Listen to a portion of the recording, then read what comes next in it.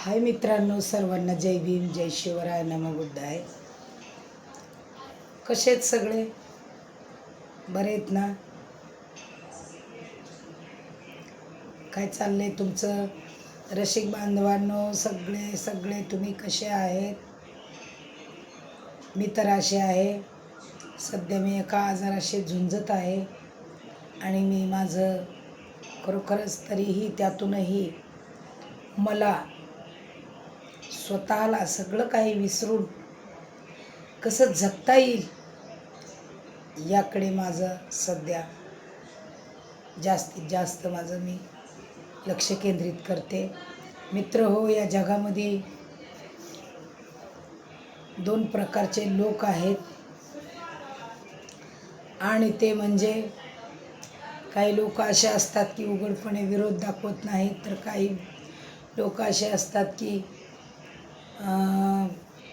उघडपणे विरोध करतात आणि आपल्या दुःखावर, आपल्या प्रत्येक गोष्टीवरती काही हसणारे असतात. आणि असेच काही माझ्याही आयुष्यात जो क्षण आलेला आहे त्यासाठी काही लोक मला पाठीमागून वेगळंच बोलणार आणि समोर येऊन विचारणार, असेच लोक आहेत आज.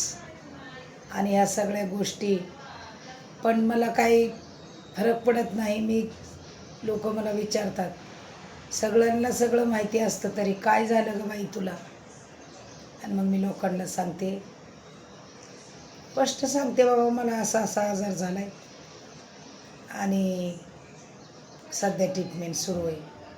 मित्रांनो, कोणतीही गोष्ट ते पेलायला सुद्धा माणसामध्ये ताकद लागते, हिंमत लागते. उगाच नाही, ते दुःख पचवायला आणि झेलायला सुद्धा हिंमत लागते. आणि ज्याच्यात हिंमत आहे ना, त्याला दुःखसुद्धा त्याच्या वाट्याला येतं. ज्याच्यात हिंमत नाही त्याच्या वाट्याला दुःख येत नाही. मित्रांनो, मी अनेक अशा संकटांचा सामना केला आहे, पण माझ्या आयुष्यामध्ये मी एकच नेहमी ध्येय पुढं ठेवलं आहे की खचून जायचं नाही आणि कुणाला दोष देत बसायचं नाही, तर स्वतःमध्ये शोध करायचा. आणि मी स्वतःला सांगते की तू कुठंतरी चांगलं पुण्यकर्म करायला पडले असेल. मला माहीत नाही लोक काय बोलतात, लोक कसे बोलतात. लोकांचं लोकांपाशी आपण लोकांचं जर लोकांच्या जर बोलण्यावर लक्ष देत बसलो तर लोक हे आपल्याला जगूही देणार नाहीत, मरूही देणार नाहीत. पण मित्रांनो, एक लक्षात ठेवा, जे लोक आज असे बोलतात, माहीत नाही वेळ ही प्रत्येकाच्या आयुष्यात आल्याशिवाय राहत नाही, कोणत्या ना कोणत्याही मार्गाने. आणि म्हणून मला सांगायचं या ठिकाणी की मित्र हो, कधीही कुणाच्या दुःखावर हसू नका किंवा पटकन उतावळे होऊन बघा कशी फेड आली हे सुद्धा बोलू नका. एवढंच मी लोकांना सांगू इच्छिते, कारण की वेळ कधी सांगून येत नाही.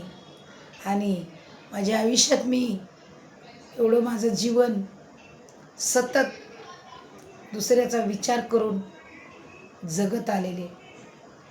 कुणाला काही बोलताना वाईट अपराध उगच मला असं वाटतं की आज मी तिला बोलते, मी तिच्यावर हसते, पण उद्या माझ्यावर येईल. तरीसुद्धा ही वेळ माझ्या आयुष्यात आलेली आहे आणि म्हणून मला आज काही ना काहीतरी या परिस्थितीतून जाताना शिकायला भेटते. मित्रांनो, माझा व्हिडिओ जास्तीत जास्त लाईक करा आणि शेवटपर्यंत बघा. आणि नवीन असेल तर सबस्क्राईब करा. खरोखरच वेळ कोणावर येऊ नाही, परंतु दिवसेंदिवस मला एक सांगायचं आहे, कॅन्सरचं प्रमाण जास्तीत जास्त वाढलेलं आहे. महिलांमध्ये आहे, पुरुषांमध्ये आहे. रक्तातला कॅन्सर आहे, जिभेचा आहे, दाताचा आहे, होठाचा आहे, तोंडाचा आहे, डोळ्याचा आहे, नाकाचा आहे, रक्तातला आहे, छातीचा कॅन्सर आहे, हाडातला आहे, पायाचा आहे. अनेक अशा प्रकारचा कॅन्सर हा रोग सध्या भयानक असा आपल्या इंडियामध्ये फैलावत आहे. आणि म्हणून माता मावल्यांनो, आपल्या मुलाबाळांना सुद्धा बाहेरचं जास्त खाऊ देऊ नका. तेलकट आणि दुसरी गोष्ट मैद्याचं आणि बेकरीचं प्रोडक्ट जास्त खाऊ देऊ नका.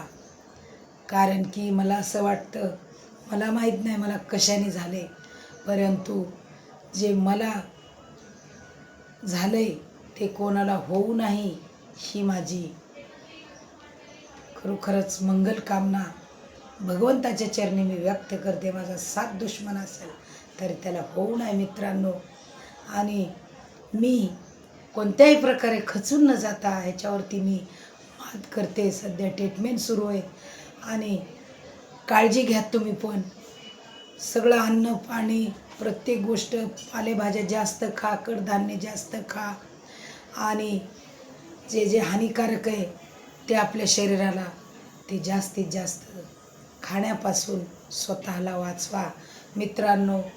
कारण की तोंड हे आपलं चांगलं लागतं म्हणून खातो, पण ह्या सगळ्या अशा बाहेरच्या गोष्टी आपण ज्या खातो त्यातूनच आपल्याला अनेक आजार उद्भवायला लागल्यात. आणि म्हणून तुम्ही स्वतःला जपा. कारण की शरीर अन्नापेक्षा शरीर महत्त्वाचं आहे. शरीर संपत्ती ही पुन्हा भेटत नाही एकदा कीड लागली तर. त्यासाठी तुम्ही सांभाळा स्वतःला, स्वतःची काळजी घ्या. हॅपी खा, थोडंच खा पण चांगलं खा. आणि शरीराला कुठल्याही प्रकारचं दुखायला लागलं कुठंही कोणत्याही पाठला तरी दवाखान्यात ताबडतोब जाऊन स्वतःचा इलाज करून घ्या मित्रांनो. घाळ बसू नका. दिवस लय वाईट आलेले आहेत. काय म्हणायचं आहे तुम्हाला? पटलं तर तुम्ही होय म्हणा आणि मला लाईक करा. याच्यावरती या ठिकाणी थांबते. जय भीम.